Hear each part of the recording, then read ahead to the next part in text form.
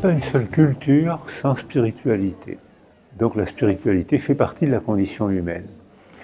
Le problème, c'est quand on pense qu'il n'y a qu'une seule manière d'être humain. Celle du chef, celle du dominateur, celle du dictateur. Je suis arrivé au monde avant la Seconde Guerre mondiale et ma famille et moi, on a subi un langage totalitaire. Par bonheur, il a chuté en 1945 et je vois réapparaître maintenant une nouvelle forme de langage totalitaire. C'est-à-dire, il n'y a qu'une seule manière d'être humain, il n'y a qu'une seule couleur d'être humain, il n'y a qu'une seule manière de penser, celle du chef.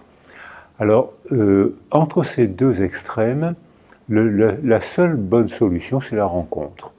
C'est-à-dire que vous avez le droit de ne pas avoir ma religion, vous avez le droit de ne pas avoir ma couleur, vous avez le droit de ne pas penser comme moi, mais il va bien falloir qu'on vive ensemble. Et à ce moment-là, l'explication, l'écriture, les productions d'œuvres d'art, les philosophes, vont à ce moment-là nous permettre de découvrir qu'il y a plusieurs manières d'être humain, plusieurs manières d'être créateur, et que ça, c'est un enrichissement mutuel.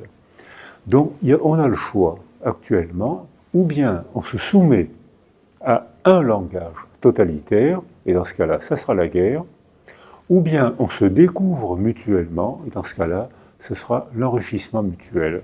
Choisissez.